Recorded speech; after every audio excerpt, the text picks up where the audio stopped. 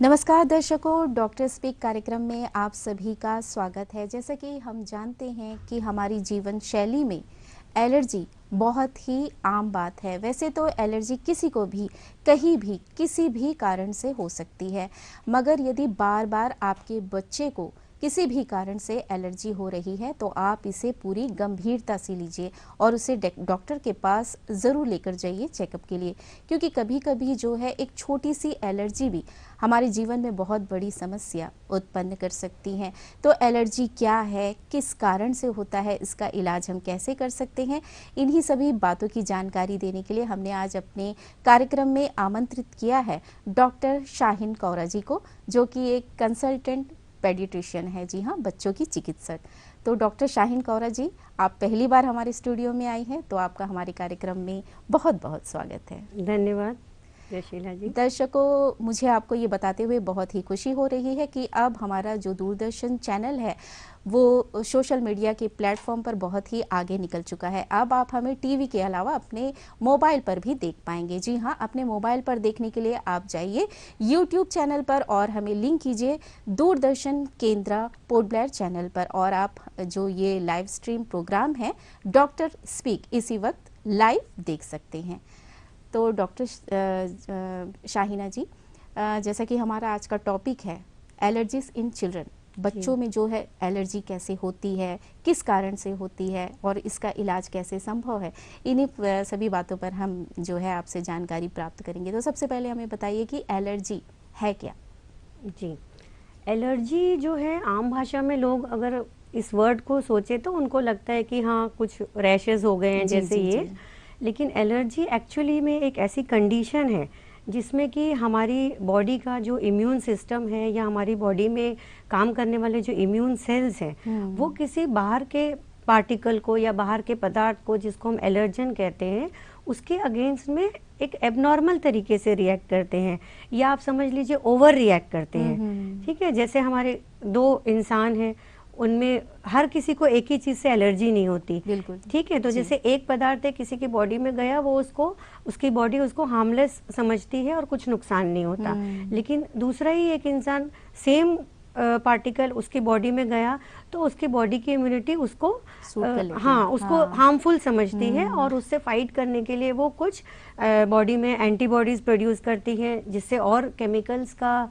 Discharge होता है उस एक्शन में, और उसमें जो रिएक्शन होता है उस ओवरऑल चीज़ को हम एलर्जी कहते हैं। अच्छा, जैसे कि आपने बताया कि कई कारणों से हो सकती है, तो हम जानना चाहेंगे कि कौन कौन से वो कारण हैं। देखिए, एलर्जी का सबसे पहला और इम्पॉर्टेंट जो कारण हमने देखा है वो जेनेटिक होता है। जो हम अगर बच्चों की बात करें तो अब तक टोटल बच्चों में 35% बच्चे ऐसे होते हैं जिनको कभी ना कभी कोई ना कोई एलर्जी होती है। जी, और इसका जेनेटिक रीज़न बहुत स्ट्रॉन्ग होता है, लेकिन कुछ ऐसे भी हैं जिनमें कि कोई जेनेटिक रीज़न नहीं है, जैसे उनके पेरेंट्स को कभी एलर्जी नहीं हुई, उनको कोई हिस्ट्री नहीं है एलर्जी की, लेकिन उन्हें भी होता है। पर जैसे एक सिंगल पेरेंट को हुई है, जैसे एक बच्चे हैं उसके माता पिता हैं, तो उसके माता या पिता में अगर एक पर्सन को एलर्जी है तो बच्चे को चांसेस है कि उसको 30 से 50% चांस है एलर्जी होने का। अच्छा। अगर दोनों ही पेरेंट को एलर्जी की प्रॉब्लम है तो चांसेस हैं कि बच्चे को 60 to 80% यानी 60 से 80% चांसेस हैं एलर्जी होने के। और किसी पेरेंट में अगर बिल्कुल एलर्जी नहीं है, कोई फैमिली हिस्ट्री नहीं है, तब भी 12% चांस ऐसे होते हैं जिसमें कि बच्चे को एलर्जी हो सकती है। अच्छा, लेकिन कम है वो चांस। पर फैमिली हिस्ट्री है तो ज़्यादा चांसेस है। पेरेंट्स को पहले से अगर एलर्जी है तो बहुत 90% चांस हो जी, जाते हैं। 90%, 80% to 90% तक चांसेस होते हैं। जी, तो दर्शकों, मैं आपको बता दूं कि ये एक लाइव फोन इन प्रोग्राम है डॉक्टर स्पीक, और आज हम बातें कर रहे हैं बच्चों में एलर्जी के विषय में। तो एलर्जी से रिलेटेड कोई भी सवाल यदि आप हमसे साझा करना चाहें, हमारे बीच मौजूद है डॉक्टर शाहीन कौरा जी आपके सवालों के जवाब देने के लिए। हमारे जो नंबर और टॉपिक है वो आपके टीवी स्क्रीन पर मौजूद है। तो शाहीन जी, अब हम ये जानना चाहेंगे कि एलर्जीज़ होने के ऐसे कौन-कौन सी चीज़ें हैं, खान-पान हो गया या किसी भी कई कारण, तो जी। उन उन सब में कौन-कौन से कारण जो है सबसे अहम है? जी। कुछ तो एलर्जी का जो है सीज़न भी होता है, ऐसे है कि एक पर्टिकुलर सीज़न में एलर्जीज़ ज़्यादा होती हैं, लेकिन फिर भी अगर देखा जाए तो जैसे बहुत जो कॉमन और बहुत ज़्यादातर ज़्यादातर लोग जी। जो एक्सपीरियंस करते हैं वो होती है जैसे डस्ट एलर्जी, हुँ। धूल वगैरह से हो सकती है। सेकंड होता है पोलन से एलर्जी जो सीज़नल होता है, जैसे मई, जून, जुलाई के मौसम में हाँ। बहुत हवा वगैरह चलती है तो पेड़ पौधों से एक पदार्थ निकलता है जिसको अच्छा। पोलन कहते हैं। तो वो पोलन एलर्जी भी बहुत कॉमन है। फिर जैसे कॉन्टैक्ट डर्मेटाइटिस हम कहें, जैसे किसी को किसी मेटल से सपोज, हाँ। ठीक है, जैसे बच्चों का आपने देखा होगा कान ईयर प्रिक करते हैं तो कई बार उनको एलर्जी हो जाता है, या फिर कोई मेटल की चीज़ पहनते हैं तो उस पर्टिकुलर जगह पे एलर्जी हो जाता है, तो उससे भी एलर्जी हो सकती है। फिर एनिमल्स जो घर में हम पालतू जानवर बिल्कुल, बिल्कुल। पालते हैं, हाँ, जैसे जी, जी। बिल्ली होती है या और कोई पेट है, तो उनके जो फर होते हैं या उनके बॉडी में से कुछ कभी कभी सेक्रीशंस निकलते हैं जिनको हम एनिमल डैंडर कहते हैं, हाँ, उससे भी एलर्जी होती है। मेडिसिन से एलर्जी हो सकती जी। है। और जैसे हम लोगों के अगर प्रोफेशन में देखा जाए तो ग्लव्स हम लोग पहनते हैं, तो ग्लव्स रबर का होता है, उसमें एक लेटेक्स एलर्जी कई लोगों को होती है। तो ऐसे तो मतलब बहुत सारे बहुत सारे कारण हैं हैं कारण। एलर्जी जी, जी, होने के। जी।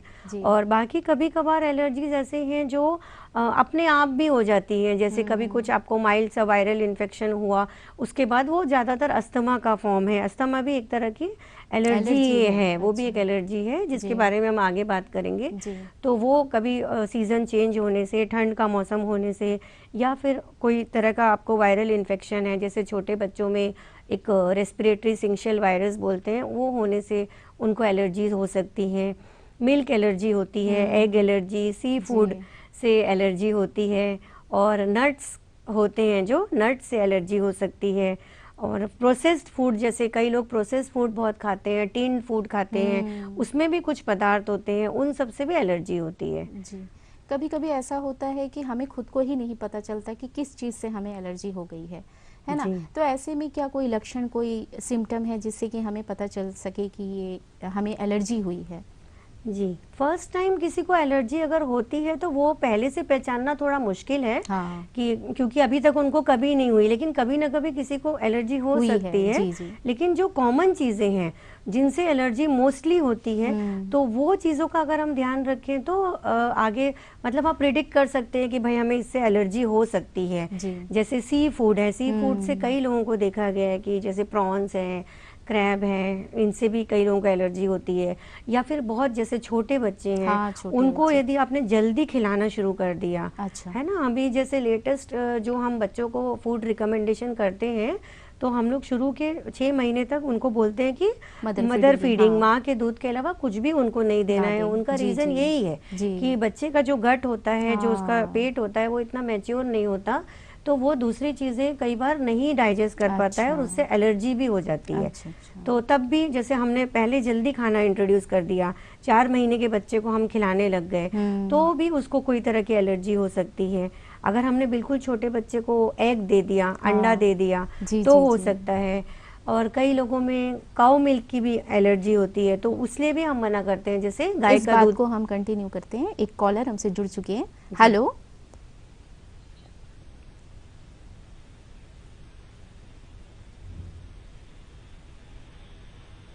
हेलो? हेलो जी, गुड इवनिंग मैम। जी नमस्कार। नमस्कार। मैं शादीपुर से बोल रही हूँ, बेबी जोसेफ नाम है मेरा। जी, क्या सवाल है आपका? मेरी बेटी है 3 साल की, 3 साढ़े 3 साल की है। उसे जैसे कि वो जरा देर रोती है तो उसके गले में एक खराश होता है और वो वॉमिट करने लगती है। तो जी। मतलब सवेरे से जो भी खाया उसने वो पूरा का पूरा निकाल देती है। तो 2-3 दिन में एक बार उसको ऐसा हमेशा होता है। जी। जी। तो जी। वो गले में जो खराश है वो बहुत देर तक वो अच्छा। तरह हाँ, करते हाँ। रहती है, बहुत देर तक। जी। जी, फिर हम जरा गर्म पानी वगैरह पिलाते हैं तो थोड़ा ठीक होता है, लेकिन वो आंख से पानी आ जाता है, वो एक अजीब तरह का ये हो जाता है बच्ची को। तो ये भी कुछ एलर्जी है क्या? जी। जी, जो आपने बोला ये एक्चुअली इसको हम एलर्जी नहीं कहेंगे, ये जी। जो है एक तरह से छोटे बच्चों में एक बिहेवियरल प्रॉब्लम होता है। जो बच्चे छोटे होते हैं उनमें साइकोलॉजिकल और बिहेवियरल इश्यूज होते हैं, जिसमें कि जी। सपोज उसको किसी तरह का जिद है कि मुझे ये करना है या मुझे यही खाना है, तो उसमें कुछ तरह के बिहेवियरल प्रॉब्लम्स की वजह से बच्चों में ये चीज़ काफ़ी कॉमन है। तो बच्चे उस समय जो है इस तरह से खांसी जैसा करने लग जाते हैं या गले में उनको कुछ खराश महसूस होती है और फिर वो वॉमिट करते हैं, उसके बाद उनको रिलीफ मिल जाता है। तो ये ग्रेजुअली टाइम के साथ ठीक हो जाता है, ये एज सच एलर्जी तो नहीं है। नहीं है ना, उसके जी। लिए कोई मेडिसिन की जरूरत नहीं है ना नहीं, मैम? आप धीरे धीरे बच्चे को कंसोल करें, आपको जैसे समझ में आ गया कि बच्ची इस तरह से करता है, बार बार उसको ऐसा होता है, तो आप पहले से मतलब उसको समझ जाइए, एंटिसिपेट करिए कि ये ऐसे करेगा, तो उसका माइंड डाइवर्ट करिए आप कि वो उस समय कुछ और सोच ले, जैसे कुछ और तरफ उसका ध्यान चला जाएगा तो वो नहीं ऐसा होगा उसे। Okay ma'am, okay ma'am. Okay, thank you ma'am call करने के लिए। हम बात कर रहे थे सिम्टम्स की, जी। जैसे कि आपने बताया कि खाने पीने से जो है बदन में रैशेस वगैरह आ जाते हैं। जी, सिम्टम्स और साइंस और सिम्टम्स जो हैं मैडम एलर्जी के, उनको हम डिवाइड कर सकते हैं माइल्ड, मॉडरेट और सीवियर में। जैसे एलर्जी ज़्यादातर जो हम लोग देखते हैं माइल्ड या मॉडरेट ही होती है। अच्छा। माइल्ड में यानी कि जैसे लोकली सपोज यहाँ पे किसी को कोई इंसेक्ट ने काट दिया या कोई चीज़ से उसको एलर्जी हुई है, तो लोकल केवल एक जगह पे अच्छा। कोई रिएक्शन होता है, लाल हो सकता है, स्वेलिंग हो सकती है, या हल्का फुल्का पेन हो सकता है और खुजली या ईचिंग होती है, वो माइल्ड सिम्टम्स में आता है। फिर है मॉडरेट एलर्जी। मॉडरेट एलर्जी में क्या है कि आपको 2-3 जगह का इन्वॉल्वमेंट हो सकता है। जैसे हो सकता है कि उसे पेट भी गड़बड़ा जाए, वॉमिटिंग होने लग जाए, या लूज मोशन हो, या पेट दर्द हो किसी चीज़ को खा करके, या कोई दवाई का रिएक्शन से ऐसा हो सकता है। खांसी शुरू हो सकती है। जब हम उनको चेस्ट चेक करेंगे तो उनके चेस्ट में एक वीजिंग साउंड आता है। ये सब मॉडरेट एलर्जीज में आती हैं। कभी कभी कुछ खाने की चीज़ें हैं, जैसे काफ़ी कॉमन चीज़ है ड्रम स्टिक, आपने देखा होगा यहाँ पे। तो कई बार ड्रम स्टिक से भी कई लोगों को एलर्जी होती है, वो लोकली मुंह में होती है। तो मुंह के अराउंड जो है स्वेलिंग लेकर आते हैं और बहुत उनको इरिटेशन रहती है, तो वो मॉडरेट एलर्जी में आता है। और थर्ड है जो सीवियर एलर्जी होता है, उसको कई बार हम एनाफाइलेक्सिस का नाम भी देते हैं। वो थोड़ा सा खतरनाक या हम कहें डेंजरस है। तो वो जैसे किसी को अगर फर्स्ट टाइम हुआ है तो आपको पता तो नहीं चलेगा कि फर्स्ट टाइम किसी को ऐसा होने वाला है, लेकिन अगर एक बार ऐसा हो गया है और उसका ट्रीटमेंट हो गया, तो जिस चीज़ से उसे एलर्जी हुई है वो चीज़ से आपको हमेशा कॉशियस रहना पड़ेगा, क्योंकि उससे जो है दोबारा उस तरह का सिवियर या फिर पहले से और सिवियर एलर्जी हो सकती है। जी जी जी। फॉर एग्जाम्पल इंसेक्ट बाइट होती है, जैसे हनी बी है ना, मधुमक्खी काटने से। जैसे मैंने आपको बताया कि सभी की बॉडी अलग तरह से रिएक्ट करती है। अब वही मधुमक्खी किसी को काटती है तो कुछ नहीं होता, थोड़ा सा पेन और स्वेलिंग होती है, और किसी किसी में वो जो है पूरे बॉडी में रिएक्शन कर देता है, उनको सांस लेने में प्रॉब्लम हो जाती है और बहुत ज़्यादा मतलब दिक्कत उनको हो सकती है, लाइफ थ्रेटनिंग भी हो सकता है वो। तो उस केस में आपको हमेशा ही मतलब पेरेंट्स को प्रिकॉशस रहना पड़ेगा। बच्चा यदि स्कूल जाता है तो वहाँ पे भी इन्फॉर्म करना है या डायरी में उनका नोट करना है कि उनको कभी ऐसा हो चुका है। सेम चीज़ ड्रग एलर्जी से भी होती है। कुछ दवाइयाँ ऐसी होती है जिससे कुछ लोगों को लाइफ थ्रेटनिंग एलर्जी होती है, तो वो चीज़ हमेशा मतलब उनके एक नोट हो जाना चाहिए कि ये चीज़ जो है कहीं पे भी वो बच्चा या वो इंसान जाए तो उनके साथ वो हमेशा प्रिकॉशन लेना पड़ेगा उनको। मतलब सावधानी बरतने की आवश्यकता है सीवियर एलर्जी में, छोटी सी छोटी बातों पर भी। हम अब जानना चाहेंगे टाइप्स ऑफ एलर्जीज के बारे में, कौन कौन से तरह की एलर्जी होती है। जी मैडम, सीजनल एलर्जी जैसे अभी इस सीजन में हमने टॉपिक भी आज इसलिए ये चुना है क्योंकि अभी बहुत एलर्जी का सीजन चल रहा है। तो सीजनल एलर्जी काफ़ी कॉमन है बच्चों में, लेकिन इवन बड़ों में भी देखा गया है। लेकिन इसके अलावा भी बहुत सारी एलर्जीज है, जैसे स्किन की होती है जिसको एटोपिक डर्मेटाइटिस कहते हैं, और वो 1 से 5 साल तक के बच्चों में ज़्यादा देखी जाती है। वो एक तरह की एलर्जी है। फिर खाने पीने से जो जैसे बताया, छोटे बच्चों में जो है मिल्क और एग से एलर्जी होती है, और जो बड़े हैं, बड़े बच्चों में जो है मिल्क और एग की एलर्जी थोड़ी कम है। उनको इनहेल जैसे कुछ चीज़ें हैं, जैसे मैंने बताया वायरस इन्फेक्शन हो गया तो उनको अस्थमा का अटैक आ जाता है, वो उनको एलर्जी है, या सी फूड एलर्जी है, या फिर नट्स हैं, तो ये भी एक तरह की एलर्जी हुई। इसके अलावा तो कॉन्टैक्ट डर्मेटाइटिस मैंने पहले जैसे बोला था, कोई मेटल से हो सकती है या कोई लेटेक्स से, रबर से हो सकती है। और जैसे ह्यूमिडिटी का मौसम है, जैसे अंडमान में ह्यूमिडिटी बहुत ज़्यादा है ना, बारिश होती रहती है और अभी बहुत बारिश चल रही है, तो ह्यूमिडिटी के परसेंटेज ज़्यादा होने के कारण हमारे घरों में भी मोल्ड और फंगस जैसे होते हैं, जो हमें दिखते नहीं है लेकिन वो काफ़ी मात्रा में होते हैं, तो वो भी एलर्जी कॉज करते हैं, जिसकी वजह से लोगों में आँखों में ईचिंग होना, रेडनेस होना, बार बार छींक आना, ये सारी प्रॉब्लम हो सकती है। जी, आपके पास जब ये एलर्जी वाले केस आते हैं बच्चों में, तो कैसा उनका चेकअप होता है, कैसे चेक करते हैं आप? उनको ज़्यादातर को ऐसे पर्टिकुलर कोई टेस्ट की ज़रूरत नहीं पड़ती, क्योंकि उनके क्लिनिकल साइंस और सिम्टम्स जो है उससे देख करके ये समझ में आ जाता है कि उनको किस तरह की एलर्जी है और ये माइल्ड मॉडरेट है या सीवियर है, उस हिसाब से हम उनको मेडिसिन देते हैं। कभी कभार कुछ केसेस में ऐसा होता है कि वो एकदम से देखने से क्लियर नहीं होता कि इनको किस वजह से है, तो उसमें फिर कुछ टेस्ट करने की ज़रूरत होती है, खास करके छोटे बच्चों में। जी, छोटे बच्चों में जो है, या बड़े भी होते हैं जिनमें कि बहुत क्रॉनिक है ना, जैसे क्रॉनिक मतलब लंबे टाइम तक चलने वाली एलर्जी जो होती है, उनमें कुछ टेस्ट की ज़रूरत पड़ती है। जो बहुत मेडिसिन खा चुके हैं लेकिन उनको नहीं रिलीफ मिल रहा है, तो उन केसेस में हमको टेस्ट करके देखना पड़ता है कि इनको किस चीज़ से एलर्जी है, तो वो फिर ज़रूरी होता है, उनका कारण जानने के लिए ज़रूरी होता है। तो उसमें फिर स्किन टेस्ट किया जाता है, जो एलर्जी एक्सपर्ट्स करते हैं, उसमें छोटे छोटे मतलब एलर्जेंस के तत्व जो हैं बॉडी में इंजेक्ट करते हैं और फिर उसका रिएक्शन देखते हैं। तो फिर जिस से रिएक्शन आता है तो उससे पता लग जाता है कि इनको इन चीज़ों से है एलर्जी है, तो आप उनको फिर हमेशा के लिए उनके लाइफ में वो कट डाउन करना पड़ता है। जैसे कोई खाने की चीज़ है तो कट डाउन करिए, और इंसेक्ट से है, कॉकरोच वगैरह, ये ऐसे भी कई लोगों को आता है, तो आपको फिर उस हिसाब से घरों की साफ सफाई रखना है। उस तरह से फिर हम उनको गाइड कर सकते हैं कि आपको किस चीज़ की एलर्जी है, तो आप उस हिसाब से उनको रखिए। जी, खास करके जो एलर्जी है, इसका इलाज या इसका ट्रीटमेंट कैसे किया जाता है? ये भी मैम ऐसा है कि अलग अलग एलर्जीज का अलग ट्रीटमेंट है। जैसे जो स्किन एकदम छोटे बच्चों का माने, जिनको कि स्किन या एटोपिक डर्मेटाइटिस कहते हैं, उसमें जो है हम लोग नॉर्मली क्रीम वगैरह देते हैं, उसी से उनकी एलर्जी सबसाइड हो जाती है, और थोड़े बहुत पिलाने के मेडिसिन देना पड़ता है। और वो सीजन के साथ थोड़ा अप डाउन होता है, कुछ साल तक चलता है वो जी। तो उस हिसाब से पेरेंट को काउंसिल करते हैं कि ये जाएगा, फिर वापस से आने के चांसेस हैं, तब आपको ये मेडिसिन यूज़ करना है, कंटिन्यू इसको यूज़ नहीं करना है, तो इस तरह से हम देते हैं जी। आमतौर पर सबसे ज़्यादा कॉमन एलर्जी क्या है जो बच्चों में सबसे ज़्यादा पाई जाती है और हमें ध्यान रखने की आवश्यकता है? जी, ये एटोपिक डर्मेटाइटिस जो मैंने बताया 1 से 5 साल के बच्चों के बीच में होती है।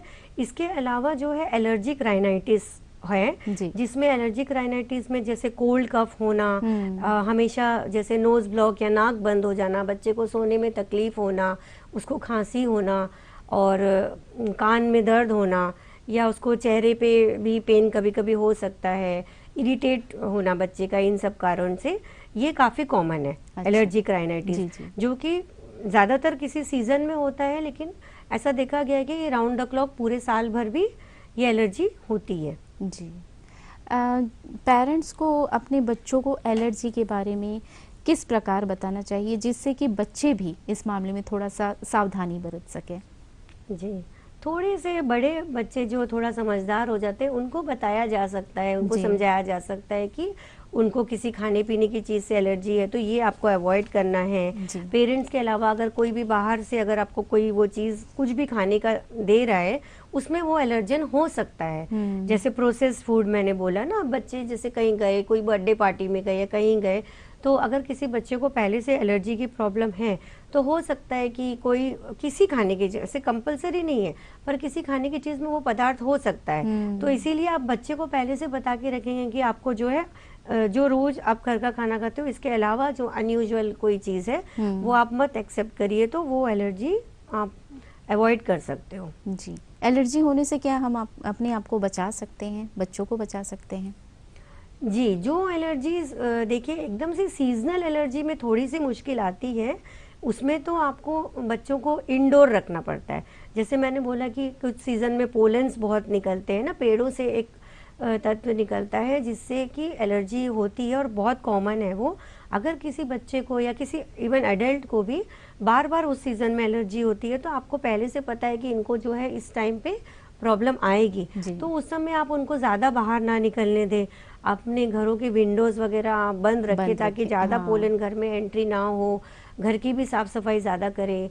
और जैसे ऐसी चीज़ें हैं जो कि डस्ट कैच करते हैं, जैसे हाँ, कारपेट्स डस्ट एलर्जी कारपेट्स भी, हैं, हाँ। और हैवी कर्टन्स हैं, हैवी मैट्रेस हैं, गद्दे वगैरह जैसे हैं बहुत, और ब्लैंकेट्स हैं, ये सब में काफ़ी डस्ट कैच होता है। तो ये सब चीज़ों को आपको रेगुलरली वॉश करना पड़ेगा। इनको हॉट वाटर में वॉश करके फिर उनको सनलाइट दिखाना है, प्रॉपरली वो ड्राई हो तब आप उसको यूज़ करिए। या आप उस सीज़न में परमानेंटली कारपेट वगैरह हटा दीजिए। ये सब प्रिकॉशन आप ले सकते हैं। जी, एक दर्शक हमसे जुड़ चुके हैं। Hello. Hello, good evening ma'am. Hello. Hello. Ma'am मैं वीपलक बोल रही हूँ टेल्लाबाद से। जी, क्या पूछना चाहती हैं आप? Good evening ma'am. Good evening.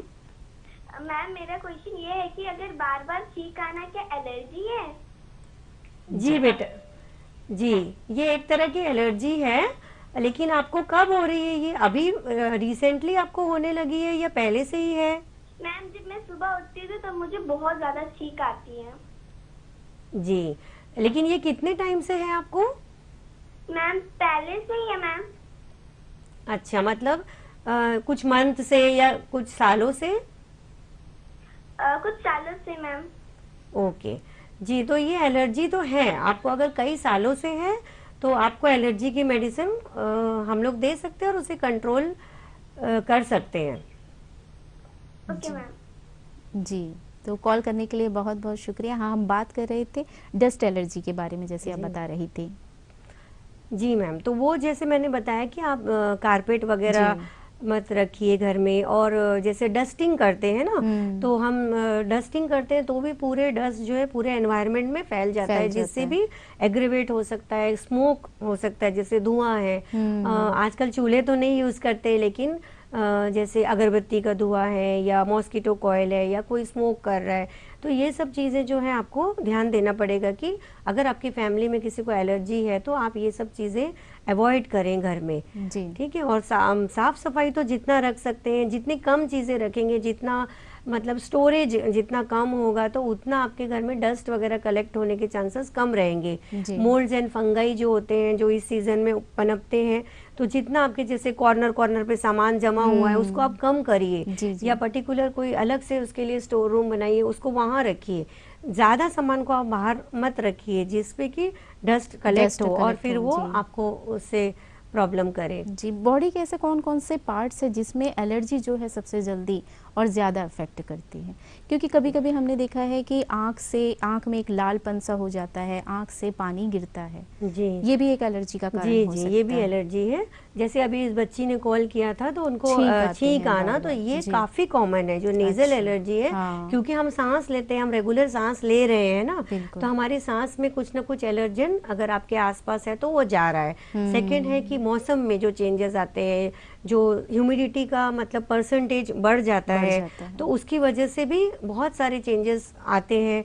और फंगस जो है बहुत प्रोड्यूस हो जाता है, तो उसकी वजह से उनको बार बार छींक आना और आईज में भी रेडनेस होना, ये सब इंटरलिंक्ड है। कई लोगों को देखा गया है कि जैसे उनको ये पहले स्नीजिंग वाली एलर्जी हुई, उसके लिए आपने उनको ट्रीट किया, फिर थोड़े दिन बाद आई की एलर्जी हो गई, फिर उसको ट्रीट किया तो फिर उनको अस्थमा जैसा प्रॉब्लम हो गया, फिर थोड़े दिन बाद स्किन में रेड स्पॉट जैसे हो गए। तो ये भी होता है, और एक सबसाइड होता है फिर दूसरा स्टार्ट हो जाता है, उसको हम एलर्जी मार्च बोलते हैं। अच्छा। तो ऐसा भी कई लोगों में देखा गया है, क्योंकि उनको जेनेटिक प्री डिस्पोजिशन है तो उनको ऐसा होने के चांसेस है। तो फर्स्ट थिंग तो आपका यही रहेगा कि आपको प्रिकॉशन ही लेना है, और बाकी जो आपको मेडिसिन प्रिस्क्राइब किए हैं वो मेडिसिन जैसा बताया गया है उस तरह से आप लेंगे।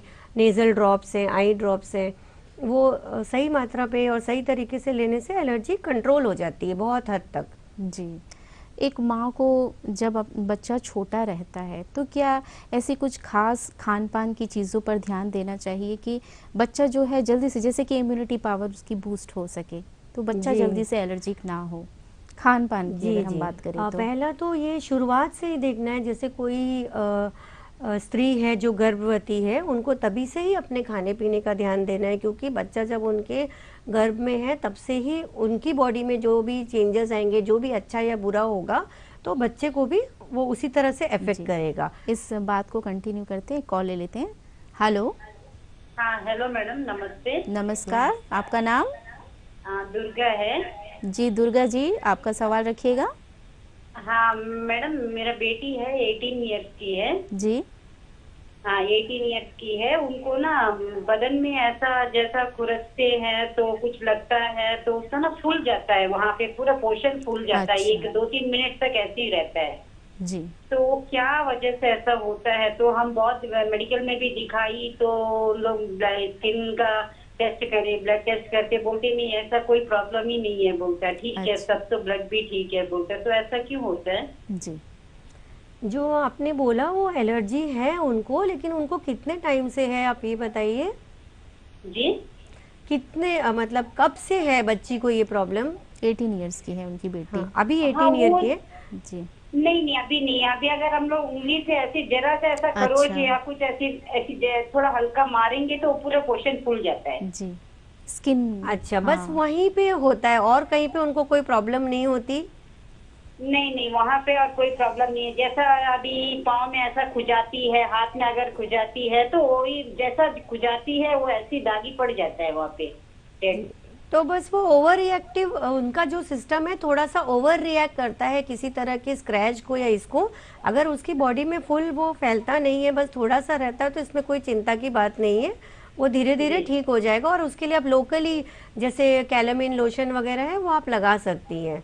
लगा सकते हैं। जी। अच्छा, उसके लिए ठीक है, बहुत ठीक है ज़्यादा मैम। टेस्ट वगैरह की ज़रूरत नहीं है। अगर वो बढ़ता है तो देखने की और टेस्ट करने की हाँ ज़रूरत। ऐसा उनको कुछ खाने पीने से कुछ एलर्जी नहीं है। जी, तो फिर आप हाँ। ऐसे कोई चिंता की बात नहीं है। जी जी जी मैडम, थैंक यू। जी दुर्गा जी, कॉल करने के लिए आपका बहुत बहुत शुक्रिया। तो दर्शकों, हमसे जुड़े रहिएगा, हम फिर हाजिर होंगे इस छोटे से अंतराल के बाद। ఏడుపాకు बारूमासा पत्थर मिट्टी झरने का पानी भी बंद, लैंडस्लाइड होने के लक्षण। अरे सब लोग इकट्ठे हो, क्या खबर है डाग बाबू? खबर कुछ ठीक नहीं है काका, लैंडस्लाइड होने का खतरा है। अरे किसी सुरक्षित स्थान पर चलना पड़ेगा। ऐसे कैसे घर बार छोड़ दें? अरे घर की चिंता छोड़ो, जल्दी से अपना सेफ्टी किट और जरूरी कागजात लेकर किसी सुरक्षित स्थान पर पहुंचो। लैंडस्लाइड हुआ था और इसके दोबारा आने के आसार हैं। आपके हित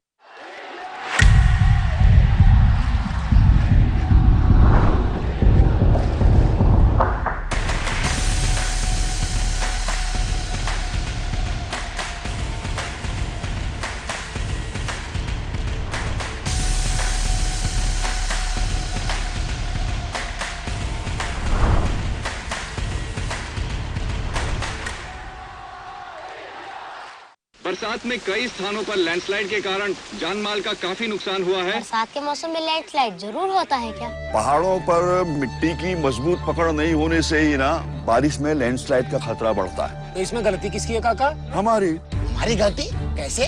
जैसे पेड़ ना लगाना और पेड़ों की कटाई, गलत खेती करना, लापरवाही से कूड़ा करकट फेंक देना जिससे पानी की निकासी का रुक जाना, ऐसी गलतियाँ कभी नहीं करो। और लैंडस्लाइड से बचो। बिल्कुल। आपके हित में तत्पर। कार्यक्रम में आप सभी का फिर से स्वागत है। तो जिन्होंने अभी हमें ट्यून किया है, मैं उन्हें बता दूं कि ये हमारा लाइव फोन इन प्रोग्राम है और आज हम बातें कर रहे हैं बच्चों में एलर्जी के विषय में। और बातचीत करने के लिए आज हमारे बीच मौजूद है डॉक्टर शाहीन कौरा जी। तो मैम, जैसे कि हम बात कर रहे थे कि एक माता को सबसे पहले शिशु में ऐसे कौन कौन से खाने पीने की चीज़ों में सावधानियां बरतनी चाहिए, ऐसा या कौन कौन सा आहार देना चाहिए ताकि बच्चे का जो है इम्यूनिटी पावर बूस्ट हो सके, ताकि जल्दी से उसे किसी भी प्रकार की एलर्जी ना हो? जी, देखिए वैसे तो इम्यूनिटी को डेवलप होने में टाइम लगता है। जो बच्चा छोटा होता है तो उसको टाइम लगता है थोड़ा सा कि अपनी इम्यूनिटी बढ़ाए। तो इसमें हम लोगों को यही चीज़ का ध्यान रखना है कि जैसे कई मैंने देखे हैं कि पेरेंट्स क्या सोचते हैं कि अगर बच्चा ज़्यादा हेल्दी नहीं दिख रहा, मतलब हेल्दी उनके सेंस में क्या होता है कि वेट ज़्यादा होना चाहिए, तो उनको जल्दी खिलाना शुरू कर देते हैं। लेकिन ये चीज़ का आपको बहुत स्ट्रिक्टली मतलब ध्यान रखना है कि बच्चों को 6 महीने से पहले, जो एक जैसे नवजात शिशु है, जब तक वो 6 महीने का पूरा नहीं हो जाता, आपको उसको खिलाना नहीं है कुछ भी। कोशिश यही करना है कि जितना हो सके उसको माँ का दूध ही दे। अगर वो पूरा नहीं होता है, कभी कभार देखिए शुरुआत में तो वैसे कोई प्रॉब्लम नहीं है, आप आराम से दे सकते हैं 4 महीने तक। तो कभी कभार 4 महीने के बाद उनको थोड़ा सा प्रॉब्लम होता है, या कोई वर्किंग मदर्स होती हैं तो वो सिर्फ अपना दूध नहीं पिला सकते, तो आप डॉक्टर के एडवाइस से क्या दूध है वो उनको दीजिए। ये भी देखा गया कि उनको आजकल जो है कई तरह तरह के दूध जो है दे देते हैं, अवेलेबल होता है, और वो किसी से पूछ कर, जैसे रिलेटिव से, फ्रेंड से जो पूछ के उनको इंट्रोड्यूस कर देते हैं। लेकिन ऐसा नहीं करना चाहिए, क्योंकि हर बच्चा डिफरेंट है, हर बच्चे का पेट अलग है, हर बच्चे की इम्यूनिटी अलग है। तो हो सकता है किसी और बच्चे को वो दूध सूट हुआ हो, आपके बच्चे को नहीं हो, और वो आपको एलर्जी कॉज कर सकता है। दूसरी चीज़ ये है कि जब उसकी इम्यूनिटी उतनी डेवलप नहीं हुई है, बच्चा अभी रेडी नहीं है बाहर का चीज़ एक्सेप्ट करने के लिए, तो आप उसको पहले से इंट्रोड्यूस करोगे तो उसमें एलर्जीज होने के चांसेस ज़्यादा हैं। अच्छा, इसीलिए आपको कोशिश करना है कि 6 महीने तक बच्चे को सिर्फ दूध ही दे। पहला तो माँ का दूध ही दे। अगर सपोज किसी कारण से 4 महीने के बाद या 5 महीने के बाद बच्चे का वजन नहीं बढ़ता है, दूध कम होता है, तो हम आपको या जो भी आपके डॉक्टर हैं आप उनसे एडवाइस लेके उनको दूध शुरू कर सकते हैं। लेकिन उनको खिलाना नहीं है कुछ भी। उनको जैसे हम लोग अनाज खिलाते हैं वो 6 महीने के बाद ही इंट्रोड्यूस करना है, उससे पहले नहीं करना है। जी। देखने में आता है कि मतलब हमें ऐसे लगा है कि बच्चे को एलर्जी हो गया है, छोटे बच्चे को, तो तुरंत हम जो है मेडिकल या आसपास का क्लिनिक में नहीं ले जा पाते। तो ऐसे में क्या कुछ ऐसा इलाज है कि जो हम घर पर उसी वक्त कर पाए? जी, माइल्ड एलर्जीज़ में इतनी प्रॉब्लम नहीं होती है। आप एक बहुत कॉमन दवाई है जो एंटी हिस्टामिनिक्स होते हैं, जैसे सिट्रिजिन है, वो लोगों को पता होता है, लेकिन फिर भी जो है डोजेज की बात होती है। छोटे बच्चों में डोजेज की प्रॉब्लम है, आपने ज़्यादा डोज दे दिया तो भी प्रॉब्लम है, कम दे दिया तो वो असर नहीं करेगा। इसीलिए डॉक्टर से पूछ कर ही दे तो ठीक है, लेकिन आप सिट्रिजिन रख सकते हो। अगर किसी को बार बार एलर्जी होती है तो आप इमरजेंसी के लिए वो रख सकते हो, लेकिन आप कंसल्ट करके ही दे, हम यही बोलेंगे। इसी बात में मैं ये प्रश्न आपसे रखना चाहूँगी कि ऐसा कौन सा एज है जिसमें सबसे ज़्यादा बच्चे जो है एलर्जिक होते हैं? जी, ऐसे तो मैंने जैसे पहले बताया आपको, टोटल जितने भी बच्चे हैं उनमें 35% बच्चों को कभी ना कभी एलर्जी होती है, और उनको एलर्जी से काफ़ी प्रॉब्लम, जिनको हम मतलब मेडिकल टर्मिनोलॉजी में मॉर्बिडिटी कहते हैं, वो मॉर्बिडिटी कॉज करता है। मतलब उनको परेशानी होती है, स्कूल ड्रॉप होता है, या उनके एक लाइफस्टाइल में डिस्टर्बेंस आ जाती है, ये कॉज करता है। लेकिन 5 साल से छोटे जो बच्चे होते हैं उनमें ज़्यादा चांसेस होता है होने का। जी, क्या अस्थमा जो है वो एलर्जी का ही एक कारण है? जी, बिल्कुल सही आपने कहा। अस्थमा भी एक तरह का एलर्जी है, जिसमें कि हम लोग हमारी बॉडी का जो रेस्पिरेटरी सिस्टम है, जो हमारा जहाँ पे हमारे फेफड़े वगैरह होते हैं, वो ओवर रिएक्ट करते हैं। अब सेम ही चीज़ है, जैसे 2 बच्चे हैं, वो 2 बच्चों को एक ही तरह का रिस्पॉन्स नहीं आता। जैसे एक को अस्थमा का अटैक हो गया, या उसको माइल्ड या मॉडरेट टाइप का अस्थमा है, उसी के साथ दूसरा बच्चा उसको नहीं है, तो उसका रीज़न ये है कि उस बच्चे के जो लंग्स हैं वो हाइपर रिएक्टिव है। इसलिए कई बार हम बच्चों के जो हम बड़ों में अस्थमा बोलते हैं, बच्चों को हम हाइपर रिएक्टिव एयरवे डिजीज़ बोलते हैं। क्योंकि उनका जो एयरवे होता है, सांस लेने के उसके जो ट्यूब्स होते हैं और फेफड़े होते हैं, वो ओवर रिएक्ट करते हैं किसी एलर्जन को। जैसे चेंज ऑफ वेदर को, ठंड का मौसम या वायरल इन्फेक्शन, ये सबको वो ओवर रिएक्ट करते हैं, और वो एक अस्थमा की तरह जो है प्रेजेंट करता है बच्चा। जी, तो ये जो अस्थमा है ये कितने प्रकार के, कितने टाइप्स के हो सकते हैं? थोड़ा विस्तार से बताइएगा हमें। जी, अस्थमा 5-6 तरीके के होते हैं मैडम। जैसे कि हम देखें, एक तो जो होता है कि सीजनल, वो सीजन में होता है, किसी पर्टिकुलर मौसम चेंज होने से होता है। सेकेंड होता है एक्सर्शनल अस्थमा यानी एक्सरसाइज इंड्यूस्ड अस्थमा। ये कई लोगों में देखा गया, जैसे उन्होंने काफ़ी एक्सरसाइज कर ली, भागा दौड़ी कर ली, तो उनको अचानक से बैठना पड़ता है क्योंकि सांस फूलने लग जाती है उन लोगों को। उनको normal day to day life में प्रॉब्लम नहीं होती, नॉर्मल एक्टिविटीज़ वो अपना कर सकते हैं, लेकिन जब वो एक्सरसाइज वगैरह कर लेते हैं अचानक या कई दिनों के बाद, तो उनकी बॉडी जो है उसको फिर टॉलरेट नहीं कर पाती, तो उनको एकदम से अस्थमा अटैक या सांस लेने में दिक्कत ऐसा हो सकता है। और इसके अलावा अस्थमा जैसे COPD करके एडल्ट पेशेंट्स में होते हैं, वो भी इंटरलिंक्ड है, ठीक है, ये होता है। और एक इन्फेक्शन से एग्रेवेट होता है, जैसे मैंने बोला वायरल इन्फेक्शन हुआ तो थोड़ा बहुत फीवर और सर्दी जैसे स्टार्ट हुआ, बाद में वो कम हो जाता है, लेकिन उनको चेस्ट में विजिंग वगैरह आने लग जाती है जी। और एक अस्थमा है जिसको ऑक्यूपेशनल बोलते हैं, जो कि किसी व्यवसाय से लिंक्ड है। जैसे सीमेंट वगैरह में लोग काम करते हैं, या एस्बेस्टस एक होता है जो उन फैक्ट्रीज में काम करते हैं, उनको उस चीज़ से अस्थमा का अटैक आ सकता है अगर वो लोग उसके लिए एलर्जिक हों तो जी। तो फिर उनके जिस तरह के सिम्टम हैं, अस्थमा की एक और क्लासिफिकेशन है जैसे माइल्ड, मॉडरेट और सीवियर, तो उनके जो सिम्टम्स है, एक दिन में उनको कितना सिम्टम आता है, या एक वीक में या एक महीने में उनको कितने बार डे वाले सिम्टम आए या कितने बार नाइट वाले सिम्टम आए, उस हिसाब से हम उनको क्लासीफाई करते हैं और फिर उनको उस हिसाब से दवाई बताते हैं कि आपको क्या लेना है जी। तो ये इसकी शुरुआत कब से होती है, अस्थमा जो बच्चे को जो अस्थमा होती है? अस्थमा बच्चों में भी हो सकता है और बड़ों में भी हो सकता कभी भी हो सकता है। ये जैसे छोटे बच्चों में मैंने बोला वो हाइपर एक्टिव एयरवे डिजीज की तरह प्रेजेंट करता है, कुछ टाइम बाद वो सबसाइड भी हो जाता है। ज़्यादातर हमने देखा है कि कुछ बच्चों को कुछ साल तक ये प्रॉब्लम रहती है, लेकिन जैसे जैसे वो बड़े होते हैं वो कंट्रोल हो जाता है, इतना ज़्यादा उनको प्रॉब्लम नहीं होती। पर ऐसा भी है कि कुछ लोगों को बचपन में कभी प्रॉब्लम नहीं हुई लेकिन अचानक उनको एडल्टहुड में उनको प्रॉब्लम शुरू हो जाती है, तो ऐसा भी हो सकता है। ऐसा नहीं है कि सिर्फ बचपन से शुरू होकर बड़े में हो, तो वो किसी भी एज में हो सकता है। अच्छा, तो इसका ट्रीटमेंट क्या है? ट्रीटमेंट मैडम जैसे माइल्ड जिनको सिम्टम्स होते हैं तो उसमें हम लोग केवल ओरल मेडिसिन भी कभी कभार देते हैं। सिर्फ खांसी होती है और थोड़ा बहुत चेस्ट में फाइंडिंग्स हैं तो उनको हम खिलाने के मेडिसिन देते हैं। लेकिन और उससे ज़्यादा है, जैसे माइल्ड एक इंटरमिटेंट होता है और एक माइल्ड परसिस्टेंट होता है। तो उसमें क्या होता है कि माइल्ड परसिस्टेंट में एक हफ्ते में बच्चे को 2 बार सिम्टम आ सकते हैं डे टाइम में, ठीक है, और नाइट में भी उसको आ सकते हैं 1 महीने में जैसे 2 बार। तो हमने उसको उस क्लासिफिकेशन में फिट करके उनको हम इनहेलर शुरू करते हैं। हाँ, ठीक है, तो इनहेलर देते हैं, उसके बारे में उसके डोजेज के बारे में बताते हैं कि उनको कब देना है, कैसे देना है और उसके साथ क्या मेडिसिन आपको देना है। तो वो एक मतलब समझने की चीज़ है कि जब तक उनको डॉक्टर बताता है कि कितना टाइम तक देना है, उस हिसाब से उनको लेना पड़ता है फिर जी। तो दर्शकों, मैं आपको बता दूं कि ये एक लाइव फोन इन प्रोग्राम है डॉक्टर स्पीक, और आज हम बातें कर रहे हैं बच्चों में एलर्जी के बारे में, और हमारे बीच मौजूद है डॉक्टर शाहीन कौरा जी। तो यदि आपके मन में एलर्जी से रिलेटेड कोई भी सवाल अगर आता है तो आप हमें इसी वक्त कॉल कर सकते हैं। हमारा जो नंबर है वो आपके टीवी स्क्रीन पर मौजूद है। शाम 6 बजे तक हम बात कर रहे थे अस्थमा के बारे में। तो ये जो एलर्जी वाला जो अस्थमा है, क्या ये पूरी तरह ठीक हो पाता है, या इसका जो टाइम है वो पूरा लाइफ ऐसे ही चलते रहता है?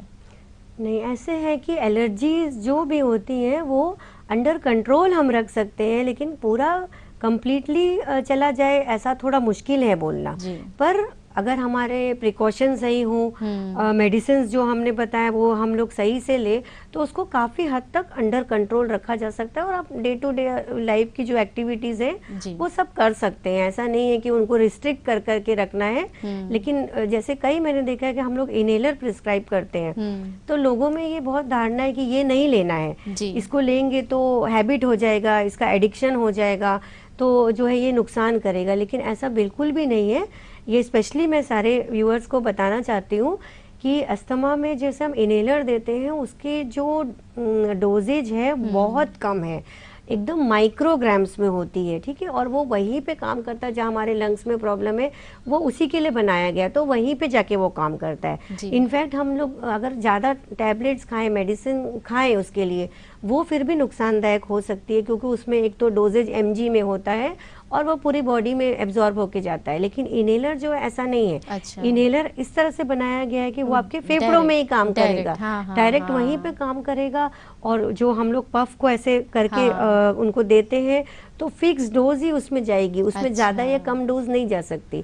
और वो माइक्रोग्राम्स है। माइक्रोग्राम्स मतलब बहुत ही कम होते हैं, जो बस उनको ठीक करने के लिए, उनको रिलीफ पहुंचाने के लिए होता है। तो वो जो है आपको जब डॉक्टर प्रिस्क्राइब करते हैं कुछ टाइम के लिए, तो उनको लेना चाहिए। ज्यादातर लोग क्या करते हैं, उसको बस जैसे 2-4 दिन यूज किया और थोड़ा सा सिम्टम्स ठीक हुआ तो स्टॉप कर देते हैं। तो वो नहीं करना चाहिए। इनहेलर जो है आपके लिए हानिकारक नहीं है, लेकिन जिस तरह से आपको डॉक्टर बता रहा है आपको उस तरह यूज करना है उसे। ये जो पेशेंट है, क्या इन्हें कुछ खास बातों का ध्यान रखना चाहिए खाने पीने के वगैरह में? जी, खाने पीने में ज़्यादातर खाने पाने की चीज़ों से अस्थमा वाला नहीं अटैक होता है। कई लोगों को मिल्क का डाउट रहता है। लोग हमसे आके पूछते भी हैं कि इनको दूध देने से मतलब कफ हो गया, ऐसा हो गया। ऐसा नहीं है, लेकिन कुछ लोगों में काऊ मिल्क से थोड़ा देखा गया है कि थोड़ा सा लिंक्ड होता है कई बार। तो वो एक दर्शक हमसे जुड़ चुके हैं। हेलो, गुड इवनिंग, आपका नाम? मेरा नाम सजीता है जी। क्या सवाल है आपका?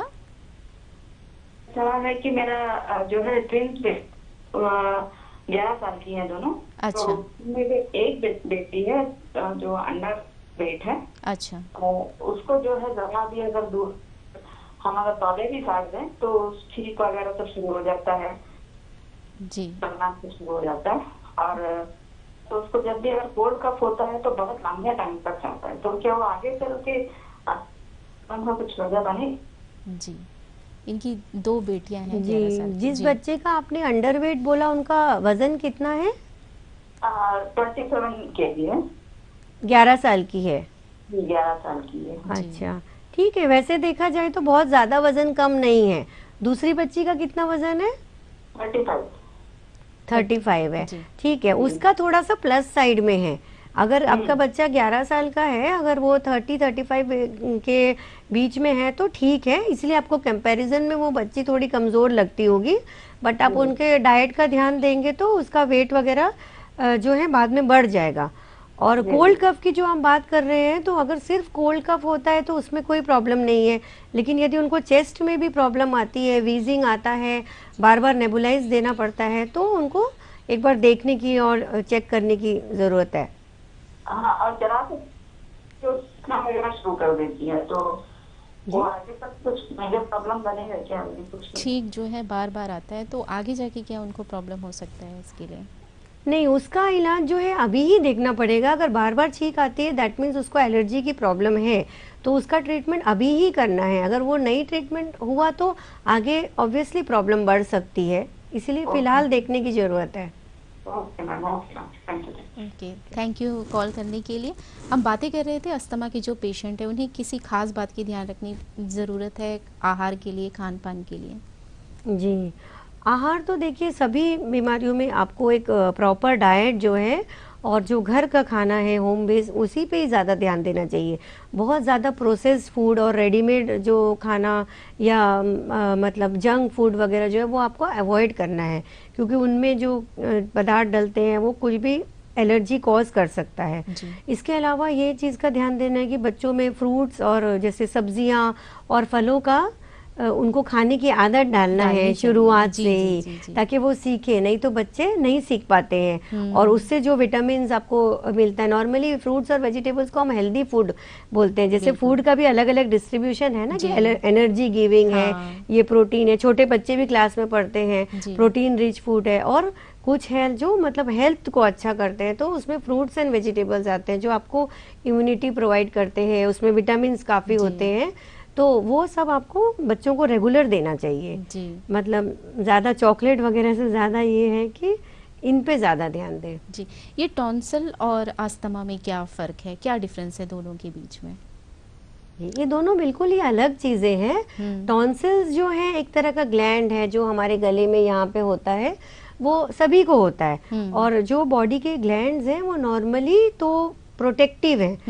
क्या होता है, जब भी हमारे बॉडी में कोई बैक्टीरिया या वायरस गया, उससे फाइट करने के लिए जब बॉडी में इम्यून सेल्स जब एक्ट करते हैं तो वो ग्लैंड्स में भी वो सेल्स होते हैं और उसको वो फाइट करते हैं अपनी बॉडी से निकालने के लिए, या जब तक वो है हमारी बॉडी में तब तक वो उनसे फाइट करते हैं। तो उस प्रोसेस में वो ग्लैंड जो बढ़ जाते हैं, थोड़ा सा साइज में बड़े हो जाते हैं, उनमें कभी कभार पेन शुरू हो जाता है, तो वो टॉन्सिल्स होते हैं। लेकिन वो ऐसा कुछ नहीं है, वो मेडिसिन आपको प्रॉपर देने से वो सबसाइड हो जाता है।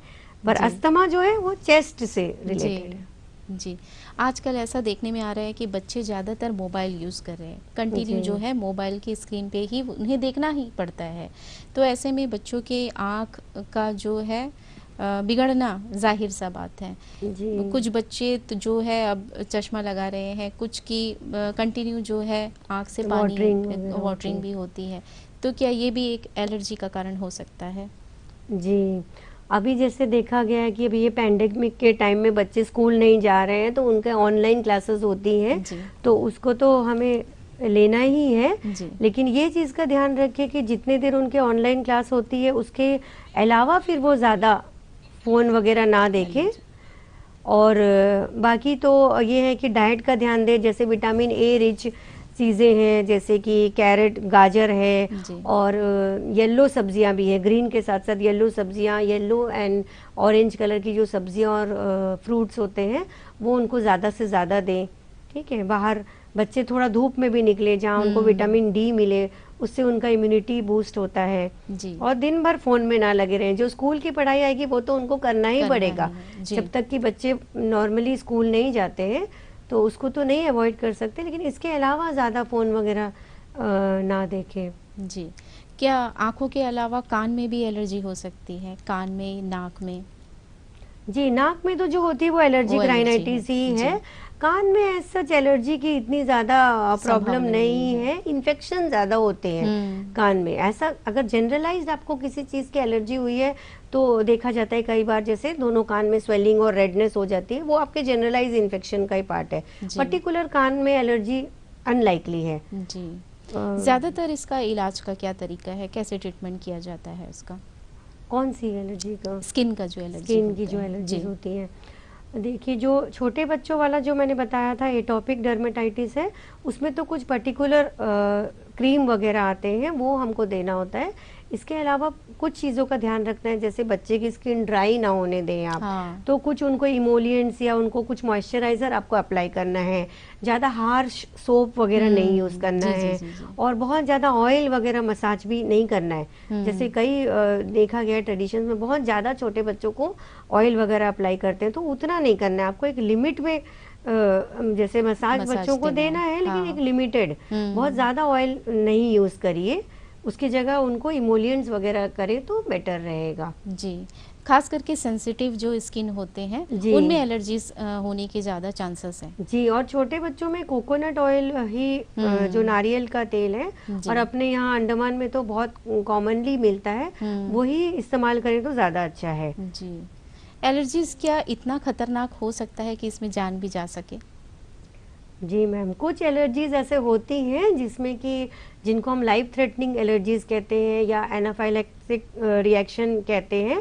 इसमें क्या होता है कि जैसे कुछ दवाइयाँ भी हैं, जैसे पेनिसिलिन आपने सुना होगा। पहले ज़माने में पेनिसिलिन एक इंजेक्शन यूज़ होता था, अब तो नहीं यूज़ होता है, लेकिन उसके ग्रुप की कुछ दवाइयाँ यूज़ होती है, तो वो काफ़ी कॉमन है कुछ लोगों में एलर्जी कॉज करने में। तो अगर किसी को एक बार उससे एलर्जी हुई है तो लाइफ में आगे भी हो सकती है। इसीलिए उनको जो है हमेशा ध्यान रखना पड़ेगा कि मुझे इस चीज़ से एलर्जी है। कभी डॉक्टर के पास जाएं या कभी कोई ट्रीटमेंट के लिए जाएं तो वो पहले ही बता दें कि हमें इस चीज़ से एलर्जी है, ताकि आपको डॉक्टर वो दवाई प्रिस्क्राइब ना करे।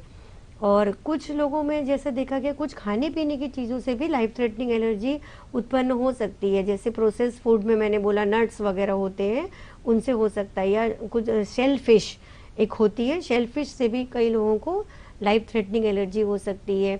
हनी बी के स्टिंग से भी कुछ लोगों को हो सकती है, जो प्री डिस्पोज्ड है।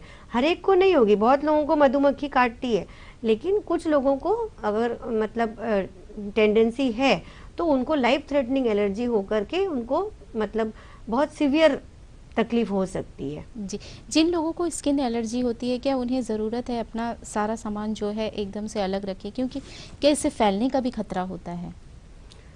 नहीं, स्किन एलर्जी नॉर्मली ऐसे फैलती नहीं है, लेकिन स्किन इन्फेक्शंस बहुत कॉमन है फैलने में। अगर स्किन में इन्फेक्शन हो गया, आपको कोई भी बैक्टीरियल है या वायरल इन्फेक्शन है, जैसे चिकन पॉक्स वगैरह सबने देखा है, वो भी एक तरह का स्किन में ही ज़्यादा उसके सिम्टम्स आते हैं, उसमें फैलने के चांसेस होते हैं, वो कम्युनिकेबल डिजीज़ है। तो तब आपको जो है, जो पेशेंट है उसको आइसोलेट करने की ज़रूरत है, उसकी चीज़ें आप सेपरेट रखिए। लेकिन एलर्जी में ऐसा नहीं है, क्योंकि एलर्जी में ज़्यादा जो है जेनेटिक प्रीडिस्पोजिशन है, तो ज़रूरी नहीं कि जैसे एक बच्चे को है तो दूसरे को भी हो, या एक फैमिली मेम्बर को भी है तो दूसरे को भी हो, ऐसा नहीं है। एलर्जी नॉर्मली फैलती नहीं है। जी जी जी। क्या फूड इन्फेक्शन भी एलर्जी का एक कारण है? फूड इन्फेक्शन मैडम एक समझ लीजिए कि नॉन इम्यूनोलॉजिकल एलर्जी हम उसको बोल सकते हैं। जी जी। जैसे कि कुछ खराब चीज़ आपने खा ली, आपको पता नहीं चला, बैक्टीरिया वगैरह हो सकते हैं किसी फूड में, तो उससे आपको कभी कभार एलर्जी, लेकिन उसके सिम्टम्स अलग होते हैं। अच्छा। रैशेस वगैरह से ज़्यादा उसमें वॉमिटिंग है, लूज मोशन, पेट में दर्द होना, या आपको अनईजीनेस लगना, ये सब सिम्टम्स उसमें आ सकते हैं। तो वो ना इम्यूनिटी से रिलेटेड नहीं है, लेकिन वो एक तरह का इन्फेक्शन है।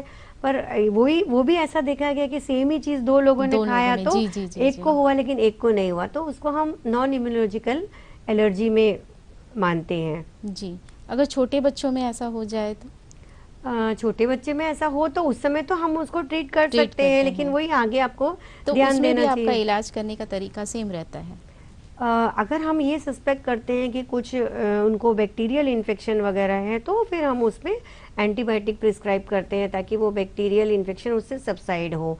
और बाकी तो जो जैसे कुछ प्रोबायोटिक हैं, जो गुड बैक्टीरियाज हैं, जैसे वो कई बार देना पड़ता है, जो आपके गट के, जो आपके इंटेस्टाइन के फंक्शन है उसको बढ़ाते हैं, तो वो सब हम लोग उसमें देते हैं। जी, तो मतलब खास ख्याल रखने की ज़रूरत है और ध्यान देने की ज़रूरत है कि बच्चे ने क्या खाया और उससे उसे क्या सिम्टम हुआ, क्या एलर्जीज हुई। जी। तो इस कार्यक्रम के माध्यम से जो लोग आपको देख रहे हैं, आप उन्हें क्या सलाह या क्या संदेश देना चाहेंगी? मैडम, मैं यही कहना चाहूँगी कि एलर्जी थोड़ा सा तकलीफ देने वाली प्रॉब्लम है बच्चों में या बड़ों में, लेकिन ऐसा नहीं है कि इसका कंट्रोल नहीं है। इसको हम दवाइयों से कंट्रोल करके एक मिनिमल लेवल पे ला सकते हैं, और कई लोगों का सबसाइड भी हो जाता है, कम्प्लीटली ठीक भी हो जाता है। लेकिन ज़्यादातर सीवियर केसेस में जैसे लोग परेशान हो जाते हैं, तो ऐसा नहीं है कि वो ठीक नहीं होगा, वो ठीक होगा, लेकिन आपको जिस तरह से मेडिसिन एंड प्रिकॉशन बताए गए हैं वो आपको लेने की ज़रूरत है। जी, और कोई मैसेज देना चाहेंगे? हाँ, मैसेज मैं ये देना चाहूँगी, जैसे देखा गया है कि आजकल स्पेशली पैंडेमिक के टाइम में लोग बच्चों को बाहर निकालने में डरते हैं, तो लेकिन उनको कुछ ना कुछ तकलीफ या कुछ प्रॉब्लम या कुछ इन्फेक्शन तो होता ही है। तो ऐसे केस में वो क्या करते हैं कि अपने रिलेटिव से, अपने फ्रेंड से पूछकर मेडिसिन दे देते हैं, या बहुत जल्दी जैसे एंटीबायोटिक दे देते हैं। ये मैंने देखा है कि फीवर हुआ, आज ही फीवर हुआ, और आप फीवर की दवाई दीजिए, आपके पास इमरजेंसी मेडिसिन में फीवर का मेडिसिन, वॉमिटिंग की मेडिसिन, नेज़ल ड्रॉप्स, ये सब आपके पास होने चाहिए। लेकिन एंटीबायोटिक स्टार्ट करने की कोई भी जल्दी नहीं है कि आपको पहले ही दिन फीवर आते ही आपको तुरंत एंटीबायोटिक देना है, ऐसा नहीं है। लेकिन बहुत सारे लोग ऐसा करते हैं डर के मारे कि बहुत फीवर हो गया, मैं जल्दी से एक एंटीबायोटिक दे देता हूँ तो मेरा बच्चा ठीक हो जाएगा, लेकिन वो ज़्यादातर नुकसान करता है। क्योंकि हमने ये देखा है कि इन्फेक्शंस जो बच्चों में होते हैं वो मैक्सिमम इन्फेक्शंस वायरल होते हैं, और वायरल इन्फेक्शंस में एंटीबायोटिक का कोई रोल नहीं होता। तो हम देख करके या फिर उनको टेस्ट करके एंटीबायोटिक कुछ टाइम के लिए कि 3 दिन, 5 दिन, 7 दिन ऐसे प्रिस्क्राइब करते हैं, और वो जब अपने से शुरू करते हैं, सपोज़ वो एंटीबायोटिक ठीक नहीं हुआ, फिर वो हमारे पास आए तो हम उनको चेंज करते हैं। तो अब पहले वाला जो एंटीबायोटिक दिया उसको स्टॉप भी करना, रोकना पड़ता है, तो वो जो है अधूरा भी काम करता है, उससे जो है बच्चे को नुकसान हो सकता है। इसीलिए आप कभी भी एंटीबायोटिक स्टार्ट करने की जल्दी ना करें। आप डॉक्टर से एटलीस्ट फ़ोन पे कंसल्ट कर ले, या आप आ सकते हो तो दिखा के फिर आप करें। यही मेरा मैसेज होगा। जी, तो दर्शकों, जैसा कि डॉक्टर शाहीन जी ने बताया कि छोटी छोटी जो एलर्जीज़ है, अगर बार बार आपके बच्चे को भी हो रही है तो इसे आप पूरी गंभीरता से लीजिए और डॉक्टर्स को जो है इसका पूरा चेकअप ज़रूर करवाइए, नहीं तो आगे जाकर ये बड़ी समस्या का रूप ले सकती हैं। तो डॉक्टर शाहीन जी, आपने आज इस कार्यक्रम के लिए अपना कीमती समय दिया और हमारे दर्शकों को जो है एलर्जीज़ के विषय में इतनी सारी जानकारियाँ दी, इसके लिए हमारे दूरदर्शन की पूरी टीम की ओर से आपका बहुत बहुत धन्यवाद। आपका भी बहुत बहुत धन्यवाद जय जी। जी, तो दर्शकों, हम उम्मीद करते हैं कि आपको आज का हमारा ये विषय अवश्य ही पसंद आया होगा और मैं आपको बताना चाहूँगी कि अब आप हमें ट्विटर हैंडल पर जाकर भी लिंक कर सकते हैं। इसके लिए आप टाइप करें @DDK_पोर्ट ब्लेयर और अब आप हमें फेसबुक पर भी आईडी, हमारा फेसबुक जो आईडी है वो है दूरदर्शन पोर्ट ब्लेयर। जी हाँ, फेसबुक पर भी जाकर आप हमें लिंक कर सकते हैं और ये हमारा लाइव स्ट्रीम कार्यक्रम देख सकते हैं। और अपने मोबाइल पर यूट्यूब चैनल पर जाकर आप सर्च करें दूरदर्शन केंद्र पोर्ट ब्लेयर और ये जो लाइव स्ट्रीम कार्यक्रम है इसे आप ज़रूर देख सकते हैं। इस कार्यक्रम से संबंधित कोई भी सुझाव यदि आप हमें भेजना चाहे तो हमारा पता है Doordarshan Kendra Port Blair, AIR road, Dilanipur, Haddo post 744102। आप हमें ईमेल भी भेज सकते हैं। हमारा ईमेल आईडी है hopddk@gmail.com।